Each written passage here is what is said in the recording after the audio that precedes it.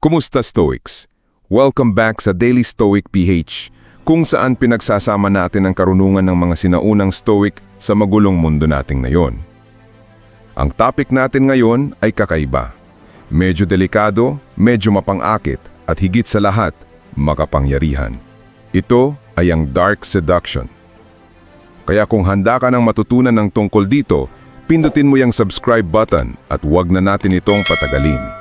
Hindi lang ito tungkol sa tukso ng laman. Ito ay tungkol sa tukso ng kapangyarihan, ng yaman, ng kasinungalingan, at ng kontrol. Isipin mo isa kang tao na kayang i-attract ang kahit na sino man na maka-interact mo. Ganon kalakas ang kapangyarihan ng Dark Seduction. Ang tanong, paano mo malalaman kung nilalaro ka na? At paano mo poprotektahan ang sarili mo gamit ang isip ng isang Stoic? Let's begin. Malamang marami sa inyo ang nakarinig na ng salitang Dark Seduction. At marami naman sa inyo na bago ito sa pandinig, kaya hayaan niyo akong ipaliwanag ito. Ano mga ba ang Dark Seduction? Alam mo, kapag pinag-uusapan natin ang salitang seduction o pang-aakit, kadalasan ang pumapasok agad sa isip ng mga tao ay puro romantikong bagay. Yung tipong pagpapapansin, pagpapabango, o pagpapakilig sa isang tao. Pero alam mo ba na may mas malalim, mas misteryoso, at minsan mas mapanganib na anyo ng seduction? Ang tawag dito ay Dark Seduction. Ang Dark Seduction ay hindi lang basta simpleng pang-aakit. Isa itong manipis na linya sa pagitan ng charm o charisma at psychological manipulation. Sa madaling salita, ito yung paggamit ng mga aspeto ng tinatawag nating dark psychology para maakit, mapalapit o mapasunod ang isang tao.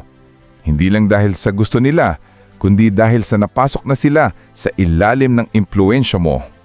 Alam mo ba na mayroong tinatawag na dark traits na madalas kaakibat nito? Karaniwan, ang mga personalidad na mahusay sa dark seduction ay may tinatawag na dark triad traits. Ito yung narcissism, sobrang mataas na kumpiyansa sa sarili at madalas ginagamit ng itsura o karisma para maahikayat ng iba. Machiavellianism, pagiging manipulatibo, strategic at mapanlinlang para makuha ang gusto. Psychopathy, kawalan ng empathy o pakialam sa nararamdaman ng iba pero may kakayahanang magpakita ng charm kung kailangan gamitin.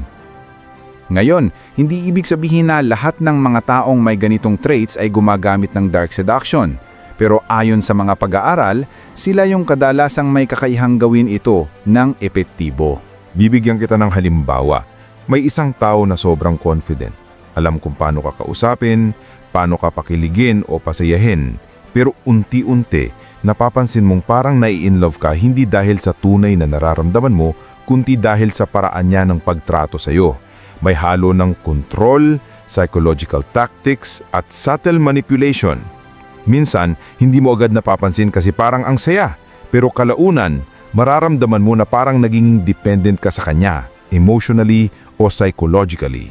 Para hindi lang puro opinyon ang kwentuhan natin, ito ang ilang mga pag-aaral na sumusuporta sa konsepto ng dark seduction at dark traits. Jonasson and Webster 2010. Sa kanilang pag-aaral tungkol sa dark triad, nalaman nila na ang mga taong mataas ang score sa dark triad traits ay mas magaling sa short-term mating strategies. Ibig sabihin, mas magaling sila sa pagpapalapit o pagkuha ng atensyon ng ibang tao, lalo na sa romantic o sexual contexts. Bahagi ito ng dark seduction.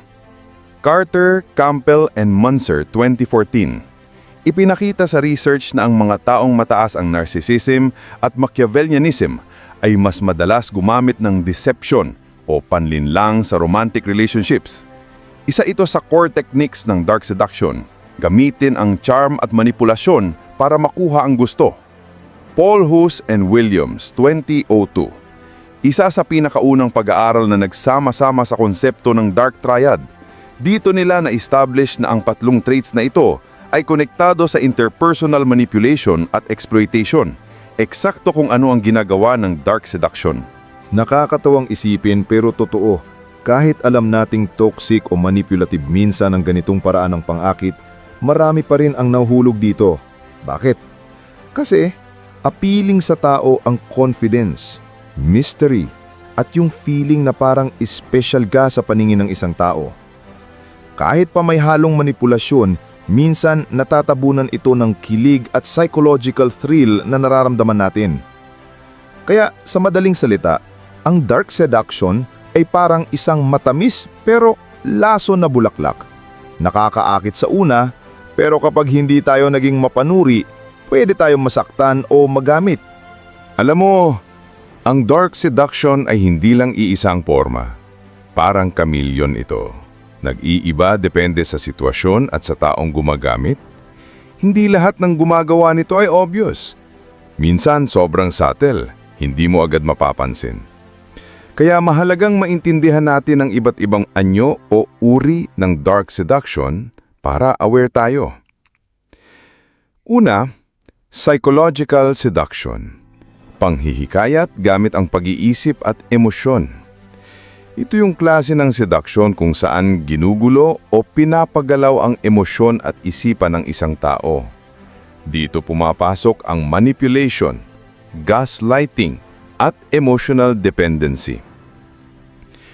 Halimbawa ng steps o execution. Magpapakita ng sobrang interes sa'yo sa simula, love bombing. Kunwari super invested siya. Unti-unti kang bibigyan ng mixed signals. Minsan sweet, minsan cold. Para magulo ang isipan mo at lalo kang mahumaling. Gagawa siya ng subtle comparisons para maramdaman mong siya lang ang nakaka-appreciate sa'yo o siya lang ang makakaintindi sa'yo. Physical seduction, pang-akit gamit ang itsura o kilos. Ito naman yung gamit ang pisikal na anyo, galaw ng katawan, eye contact at presence para maka-attract ng iba. Pero tandaan, hindi lang ito tungkol sa kagwapuhan o kagandahan. Confidence, posture at subtle na kilos ang importante rito. Halimbawa ng steps o execution, gumagamit ng power posing o confident na tindig para magmukhang dominante at kaakit-akit. May sinadyang eye contact pero may halo ng intensity o mystery, hindi yung typical na tingin lang. Subtle na paglapit sa personal space ng isang tao pero hindi bastos, enough lang para maramdaman mo yung presence niya at madistract ka. Verbal seduction, pag-aakit gamit ang mga salita. Ito ay gamit ang mga salita para magtanim ng ideya, emotion, o desire sa isip ng isang tao. Pwede itong compliments, subtle threats, o suggestive remarks na nakakaapekto sa iyo psychologically. Halimbawa ng steps o execution. Magbibigay ng compliments na hindi typical, tulad ng, alam mo, may kakaibang presence ka. Hindi ko ma-explain pero nakaka-distract. Magtatanim ng subtle insecurities para mag-depend ka sa validation niya. Halimbawa, lagi ka bang ganitong tahimik? Pero sa akin, okay lang. Gusto ko yung mysterious side mo. Gagamit ng humor na may double meaning o flirtatious undertone na parang laro sa isip. Situational seduction. Pang-aakit gamit ang sitwasyon o kapaligiran. Dito, ginagamit ang control sa environment o sitwasyon para maging vulnerable o mapalapit ang target. Hindi laging halata, pero madalas strategic ito. Halimbawa ng steps o execution. Magse-set up ng coincidental na pagkikita o sitwasyon pero sa totoo lang, planado niya lahat. Lilikhain niya ang isang setting kung saan dependent ka sa kanya. Halimbawa, siya lang ang kilala mong tao sa isang event kaya siya lang din ang lalapitan mo. Pipiliin niya ang tamang timing kung kailan ka emotionally vulnerable bago magbakita ng extra care o affection. Diba? Napaka makapangyarihan talaga ng skills na ito. Pero paano nga ba ini-execute ng mga manipulator ang dark seduction? Para mas malinaw, heto ang mas structured na halimbawa ng step-by-step execution na madalas ginagawa ng mga gumagamit ng dark seduction. Step 1. Target selection.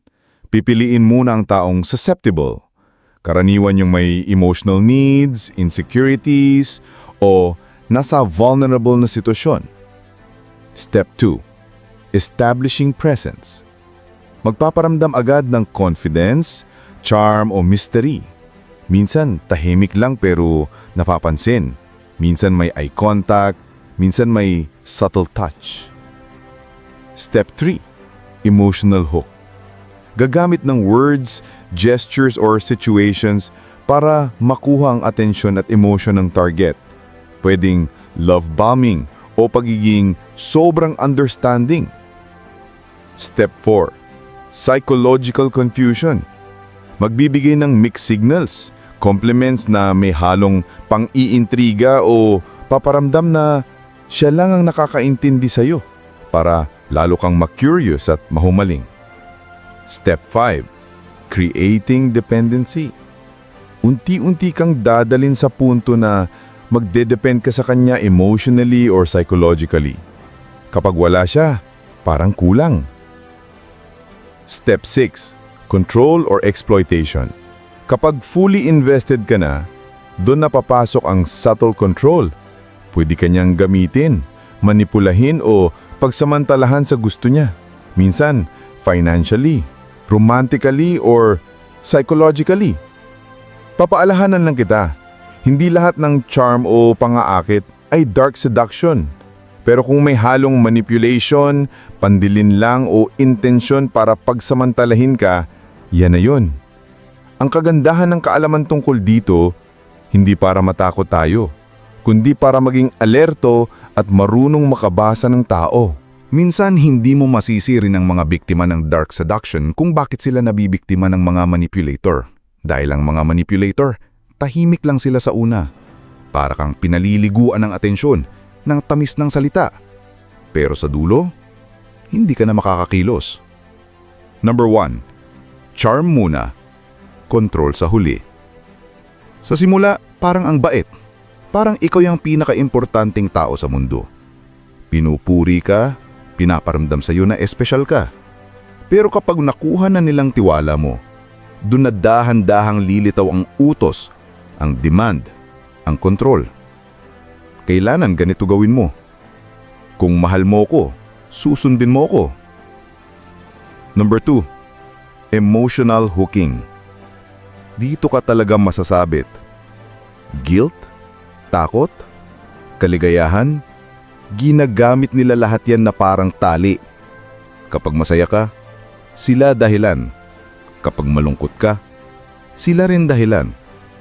Gagawa sila ng cycle na ikaw mismo, hindi mo na alam kung saan ka lulugar. Minsan, pagsisisihin mo sarili mo kahit sila ang mali. Number 3. Gaslighting. Ito na yung ultimate mind game. Baliw ka lang. Imagination mo lang yan. Sensitive ka masyado. Ginugulo nila ang realidad mo. Hanggang sa ikaw mismo hindi mo na alam kung totoo ba nararamdaman mo o sila lang talaga ang nagpapagulo ng isip mo. Number 4. Isolation. Tahimik pero malupit. Unti-unti ilalayo ka sa pamilya mo, sa mga kaibigan mo, sa sarili mong prinsipyo. Dahan-dahan parang ikaw na lang at sila. Kapag sila lang natira sa paligid mo, mas madali nilang kang paikutin. Ang stoic ay hindi bulag. Alam niya na hindi lahat ng matatamis na salita ay totoo. Hindi siya agad nagpapadala sa papuri. Pinagmamasdan niya, hindi lang pinapakinggan. Kahit gaano ka charming, gaano ka sweet, sinusuri niya. Ano ba talaga ang motibo mo? Dahil ang totoong malakas, hindi lang nagpapadala sa emosyon, marunong tumingin sa likod ng maskara ng mga tao. Dahil alam mo na ang paraan ng mga manipulador para mapagana ang dark seduction, dapat alam mo rin kung paano mo poprotektahan ang sarili mo laban dito. Alam mo, sa mundo ngayon, hindi lang pisikal na peligro ang dapat iwasan. Mas matindi yung mga taong marunong maglaro ng isipan mo. Paano mo nga ba talaga mapoprotektahan ang sarili mo laban sa dark seduction? 1. Awareness. Magising ka bago ka mahulog. Bago ka maakit, bago ka mapasok sa gulo, bago ka mapaniwala sa mga tatamis na salita. Huminto ka. Magtanong ka. Itong taong to, itong sitwasyong to, ito ba ay makakatulong sa karakter ko o unti-unting sisira sa pagkatao o? Hindi lahat ng exciting dapat salihan.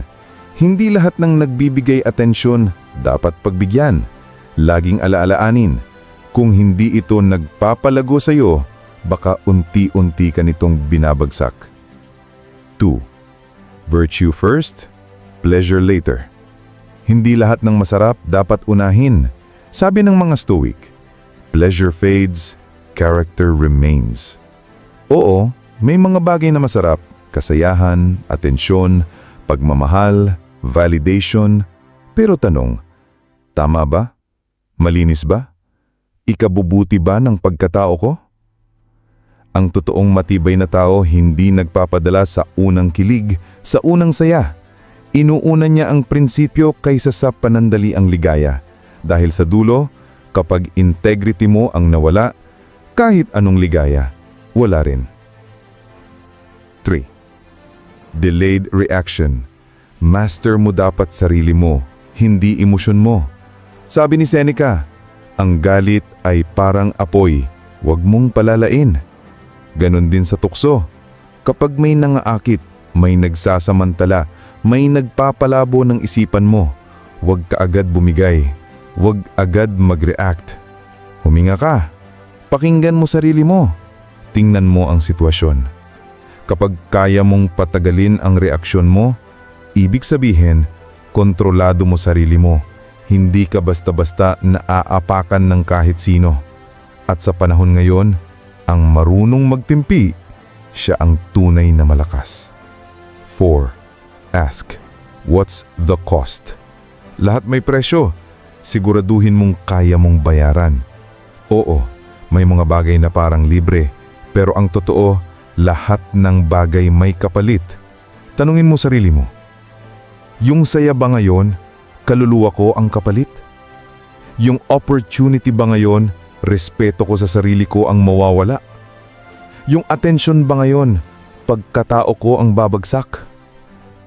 Ang Stoic, hindi siya killjoy.